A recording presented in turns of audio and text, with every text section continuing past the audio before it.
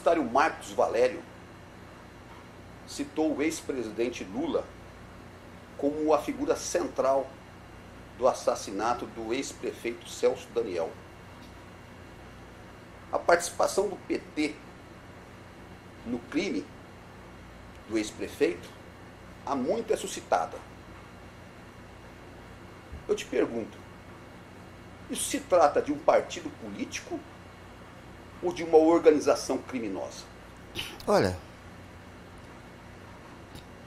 não é a primeira vez que o Marcos Valério levanta essa possibilidade. Ele já tentou dizer isso para o juiz Joaquim Barbosa. E Joaquim Barbosa alegou que não era o momento, enfim. E ele não conseguiu explicitar essa denúncia.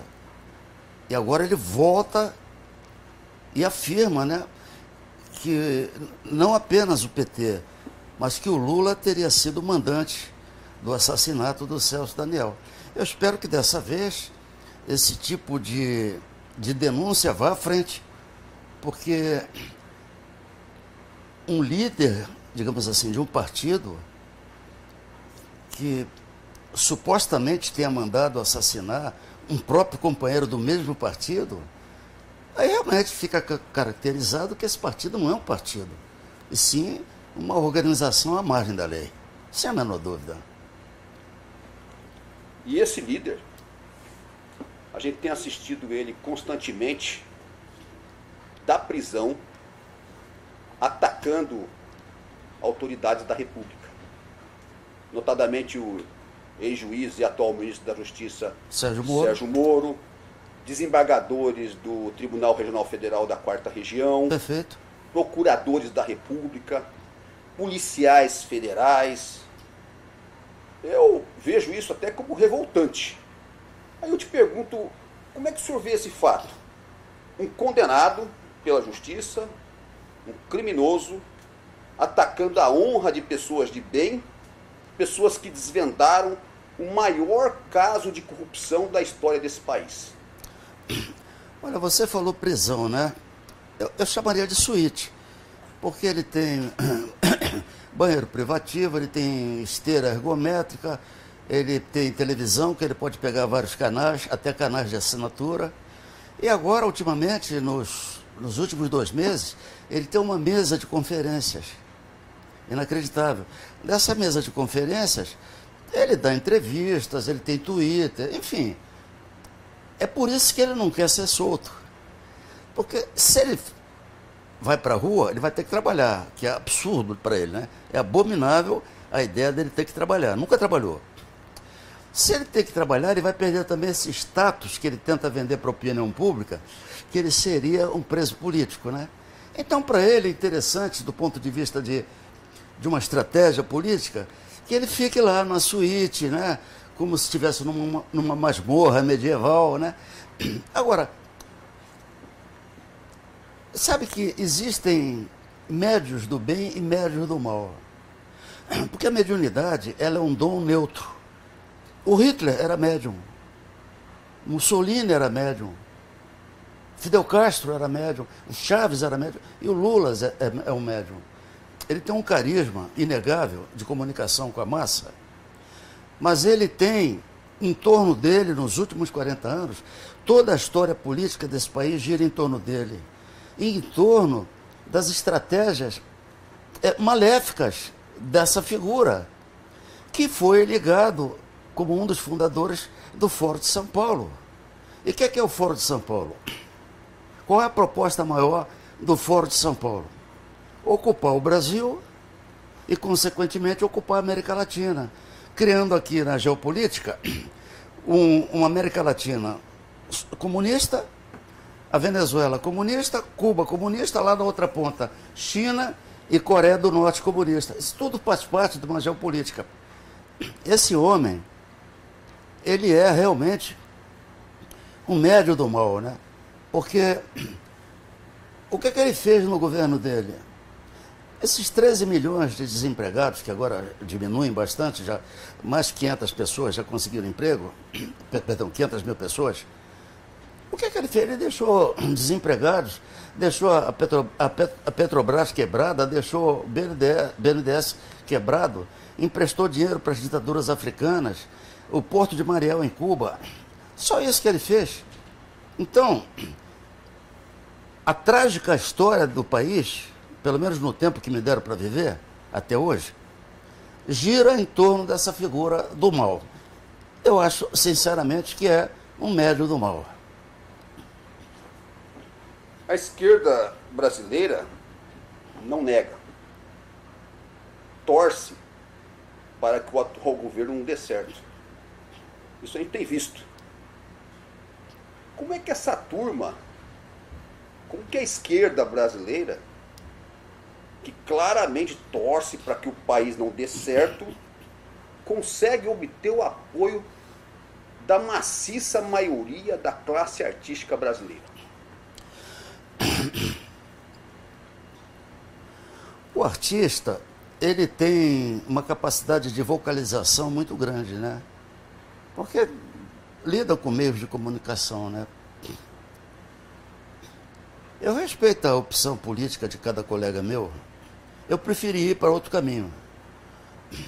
Como eu nunca dependi de financiamento, de leis de incentivo, eu nunca precisei da Ancine, da Lei Rouanet.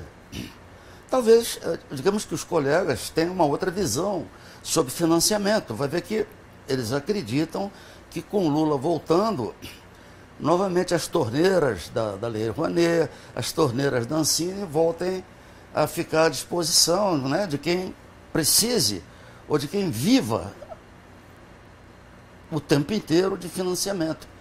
Eu coloco assim, se eles preferem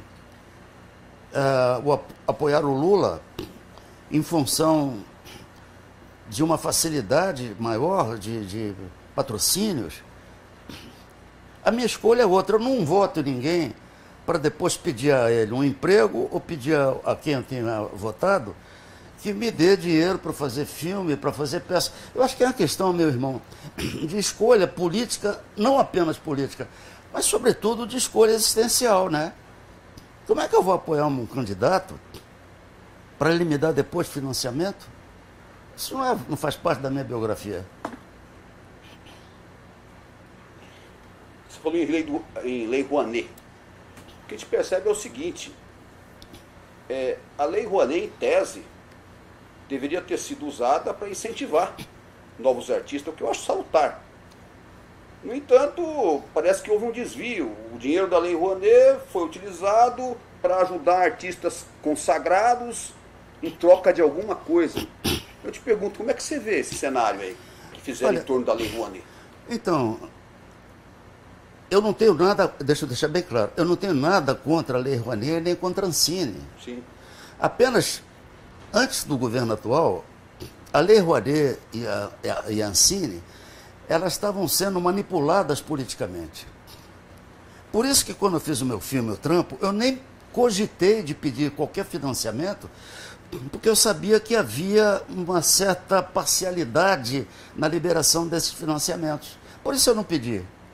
Agora, eu acho que essas leis de incentivo deveriam privilegiar pessoas que estão começando, produtores, diretores, artistas jovens, porque o consagrado, até pelo próprio nome, pela própria história nas artes, ele teria mais facilidade de arranjar algum tipo de patrocínio até na iniciativa privada. Já um jovem artista que esteja começando, veja bem, quando eu digo jovem artista, não significa que ele tenha qualquer tipo de projeto, que seja um projeto que seria avaliado por uma comissão de alto nível, uma comissão artística e cultural de alto nível, né, que pudesse avaliar se o projeto dessa pessoa jovem teria qualidades para ter o financiamento. Esse tipo de mudança é que eu vejo nessas leis de patrocínio e nessas leis de incentivo. Voltar mais para quem está começando e não tanto para quem já tem uma carreira consolidada. O seu filme O Trampo foi feito sem utilizar nenhum centavo de dinheiro público. Nenhum centavo. E, inclusive, está sendo premiadíssimo. Sim. Né? Nós fizemos uma matéria, inclusive, sobre o seu filme recentemente. Muito obrigado. E o projeto Comprova. O projeto Comprova é um projeto encabeçado pelos grandes jornais do país. Sim, sim, sim. Ele classificou a nossa matéria como enganosa. Porque nós dizíamos que o seu filme foi feito sem utilizar recurso público. Mas no entendimento dele, o seu filme foi feito sem utilizar recurso público porque ele não preenchia os requisitos necessários. Gostaria que você falasse sobre isso. Então, pela minha biografia, eu te afirmo, eu nem sei como é que se faz para pedir um financiamento. Como é que eu fiz o trampo? Eu primeiro comprei microfone ao longo do tempo, um Sennheiser Boom, depois eu comprei uma lapela, depois eu comprei outra lapela, depois eu comprei outra lapela. Quando eu tinha o equipamento pronto, o que é que eu fiz? Peguei um fundo de garantia que eu tinha depositado e peguei esse fundo de garantia e fiz o meu filme com 300 mil reais. E o Roberto, que trabalha comigo há muito tempo, está de testemunha, pagando todo mundo e pagando bem. Agora, parece que esse meu gesto de ter feito o meu filme sem pedir financiamento, parece que ofendeu um determinado estamento cultural. Ficaram muito agressivos e muito ofendidos. Eu não tenho nada contra quem queira pedir financiamento, patrocínio. Eu apenas não quis fazer assim. Porque aquela época que eu comecei a fazer o meu filme, os patrocínios, os financiamentos estavam muito viciados. Por isso que eu não pedi. Talvez no futuro, quem sabe, eu venha pedir, se eu for fazer um outro trabalho, um outro filme, uma outra peça, um outro recital. Mas naquele momento eu não quis, me perdoem. Eu prometo a vocês, meus queridos, como é que é? Conforma, né? Comprova. Eu prometo a vocês, da Comprova, o próximo filme que eu for fazer, eu vou pedir financiamento, tá bom? Aí vocês não vão ficar mais zangados comigo, né? Eu não tive nenhuma intenção de ofendê-los. Eu só quis fazer meu filme com meu dinheiro. É pecado isso? É grave fazer um filme com meu dinheiro? Foi isso que eu fiz. Qual é o preço de ser verdadeiro no Brasil de 2019? É muito duro. Sofre retaliação dos colegas, inclusive? É muito duro. Os colegas me respeitam, porque eu também respeito eles. Agora, é engraçado, eu sou um livre pensador, né? A esquerda, ela vive de frase feita, de clichê, né? Se você apoia um candidato que não seja necessariamente de esquerda, você é fascista. Aí a direita fanática diz o seguinte: se você faz uma crítica construtiva a algum candidato que você tenha apoiado e que seja conservador, aí você é esquerda infiltrado. Então você fica numa solidão muito grande quando você tenta exercer um pensamento criativo, uma opinião livre, né? Uma opinião a favor, mas que não seja nunca uma opinião a reboque, que não seja nunca uma opinião fanatizada. Porque sabe o que acontece, meu amigo? O fanático é o primeiro a abandonar o barco. E aquele que critica é o que vai até o fim. Eu vou repetir. Você vê as redes sociais, os fanáticos que não questionam nada, que apoiam de uma forma incondicional, são os primeiros a abandonar o barco quando eles percebem que a coisa está virando. Aquele que critica é aquele que quer que o candidato que ele votou, aquele candidato que ele deu a cara a tapa publicamente, acerte. Você sabe que na Idade Média, os reis não aceitavam crítica de ninguém, a não ser do bobo da corte. O que é o bobo da corte? O bobo da corte, de uma forma engraçada, eles tinham toda a liberdade de criticar o rei. E o rei não admitia que ninguém prendesse ou tocasse no bobo da corte, porque o bobo da corte alertava o rei para coisas erradas que ele provavelmente estivesse fazendo. Então eu acho que falta aos nossos políticos, meu amigo, autocrítica e perceber que quem está levando, olha, cuidado, não vai por ali, vem por aqui, cuidado, esses são os mais leais, esses são os mais honestos no seu apoio, porque não vão abandonar o barco. Eu digo isso com muita tranquilidade. Eu vou te dar um exemplo. Muito antes da eleição, o Bolsonaro esteve naquela cadeira ali, na minha mesa. Ele veio aqui, um amigo comum, pedir meu apoio. Eu olhei para ele, achei o que ele falou para mim interessante. Ele disse, olha, eu vou fazer o seguinte, eu vou fazer um vídeo com você, mas deixa chegar perto da eleição, agora não. Tá bom. Veio ele e mais apenas um amigo dele de longa data, sem segurança. Bom, tempos depois, no dia do vídeo, ele foi esfaqueado. Eu falei, bom, promessa é promessa. O que é que eu fiz? Peguei um avião, fui a São Paulo, que eu tinha que participar de um lançamento de um filme, que eu tinha trabalhado como ator, que eu trabalhei como ator. Eu falei, bom, eu vou aproveitar e vou ao hospital. Eu fui ao hospital, gravei um vídeo do lado dele no hospital. Coisa que os fanáticos não fizeram. Ninguém deu a cara a tapa. E eu fiz isso antes da eleição. Porque depois da eleição, apareceu uma porção de apoiador. Para tentar descolar emprego aqui, emprego ali. Eu fiz isso porque eu prometi naquela mesa. Eu fiz o vídeo com ele. Agora, eu concordo totalmente com o Bolsonaro? Não. Não concordo. Eu acho que a parte econômica é a maior equipe econômica, é o maior ministério que já foi formado nos últimos anos. Impressionante. Impressionante. Só tem craque. O Paulo Guedes é um craque. O Tarcísio é outro craque. É uma pena que não divulgue, mas está tendo vários avanços. Esse novo governo já conseguiu 500 mil pessoas com carteira assinada, trabalhadores de carteira assinada. E agora, com a aprovação da reforma da Previdência, obviamente, o investidor vai se sentir mais seguro para aplicar no país. O que é que eu não concordo com o governo do Bolsonaro? É a parte política. Ele teria que ter formado, antes de chegar assim que ele foi eleito, formar um partido forte. Faltou a ele, falta até agora a ele, um partido forte, uma base forte. Porque esse partido, que foi junto com ele, foi um partido que pegou carona. Pegou carona na popularidade dele, enfim.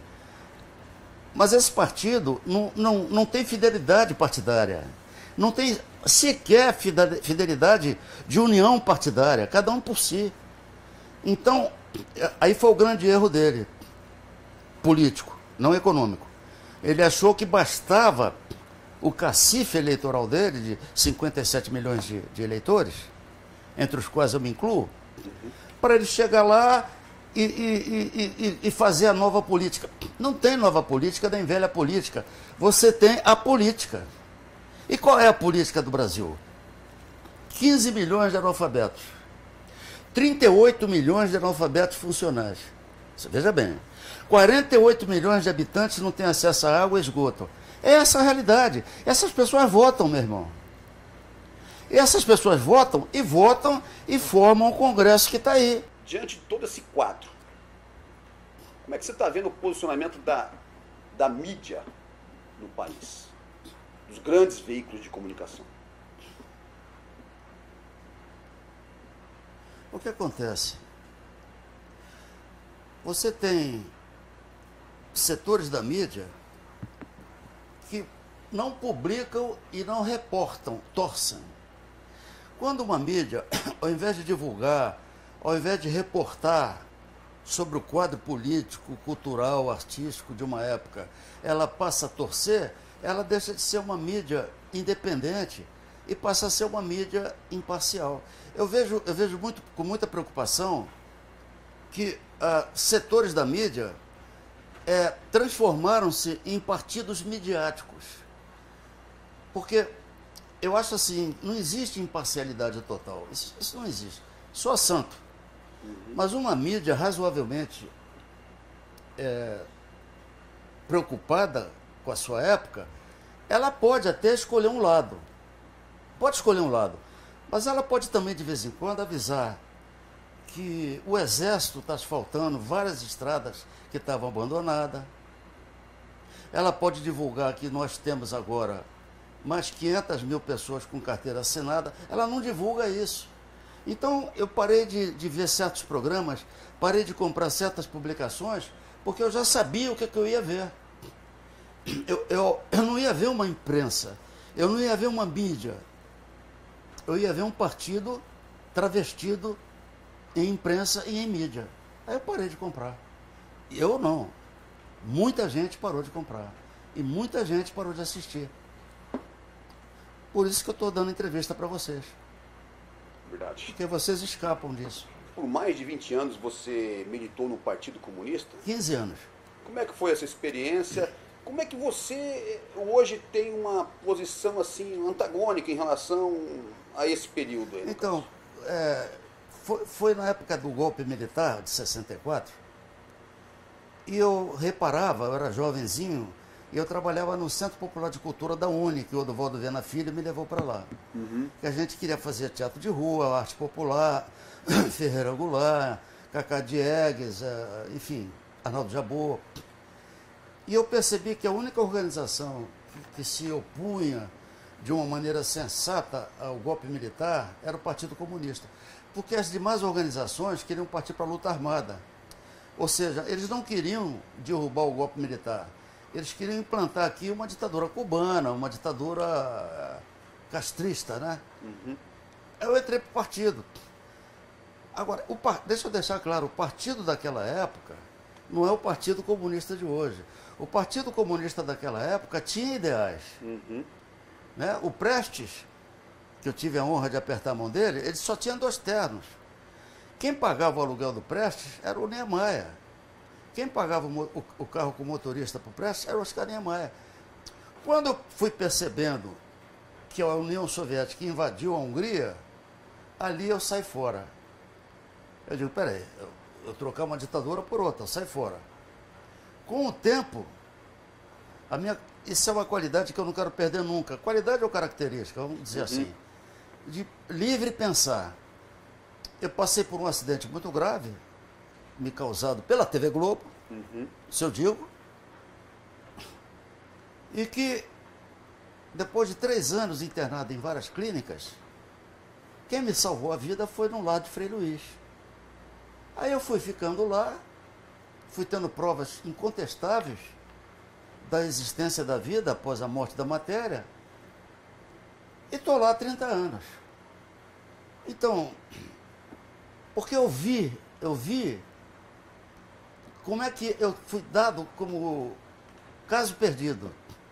Porque com o estouro do meu ouvido, no efeito especial mal feito, eu fiquei com uma depressão profunda e ainda por cima bati com um carro.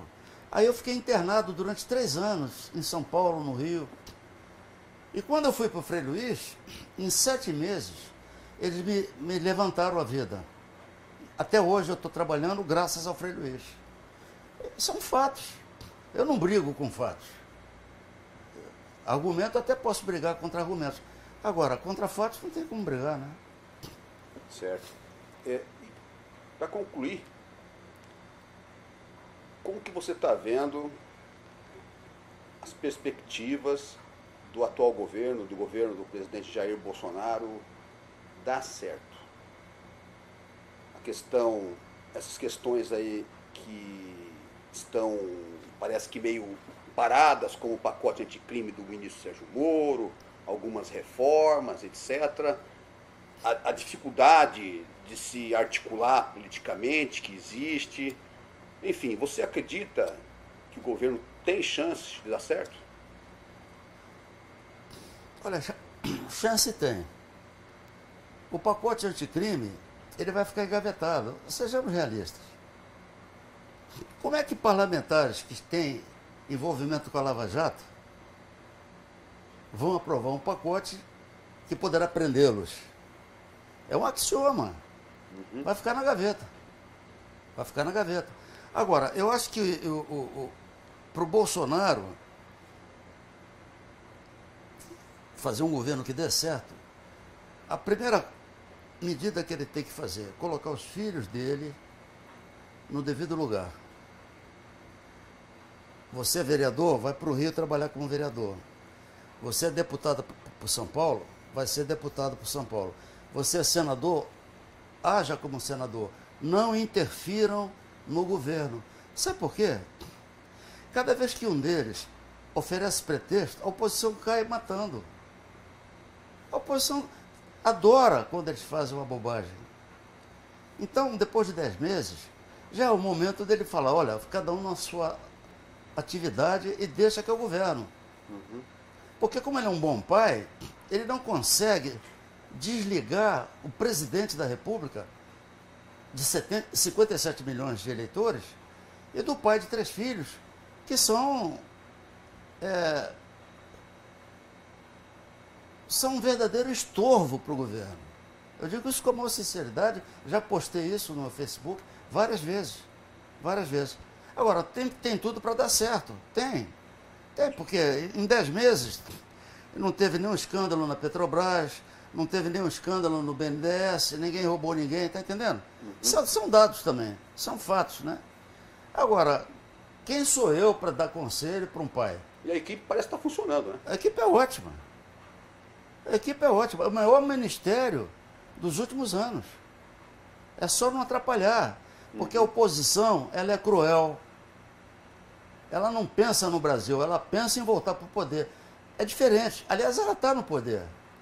Você em 10 meses, não pensa você que você conseguiu limpar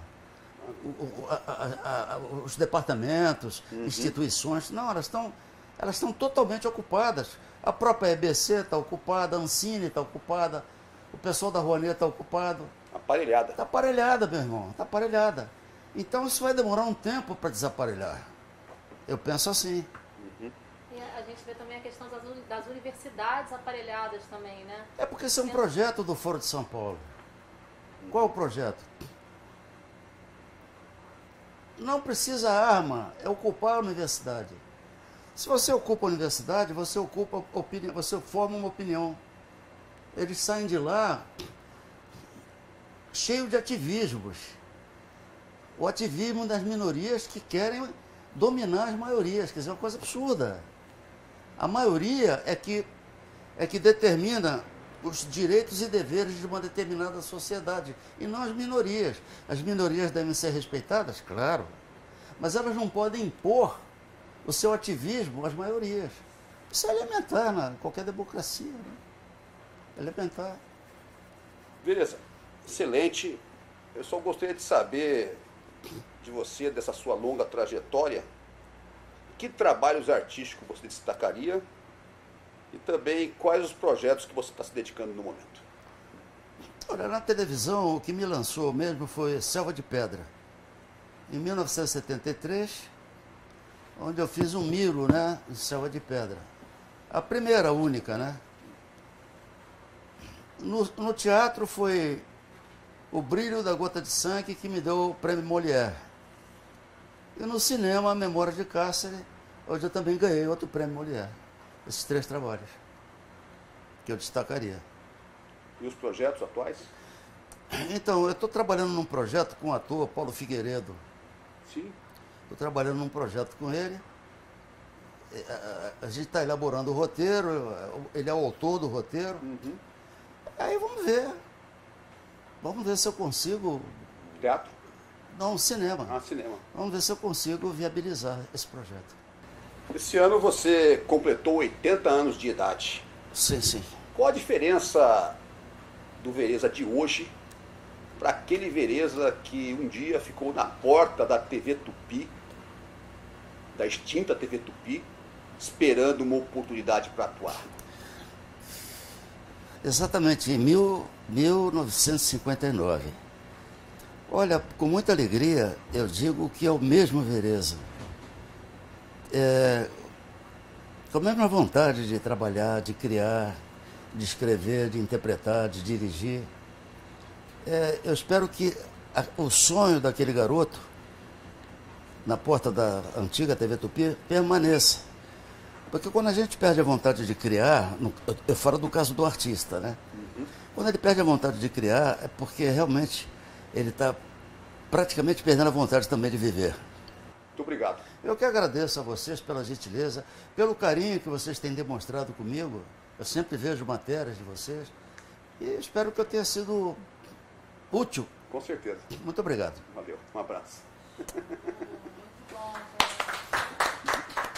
Eu prometo a vocês, meus queridos, como é que é? Conforma, né? Comprova. Eu prometo a vocês, da Comprova, o próximo filme que eu for fazer, eu vou pedir financiamento, tá bom? Aí vocês não vão ficar mais zangados comigo, né? Eu não tive nenhuma intenção de ofendê-los. Eu só quis fazer meu filme com meu dinheiro. É pecado isso? É grave fazer um filme com meu dinheiro? Foi isso que eu fiz.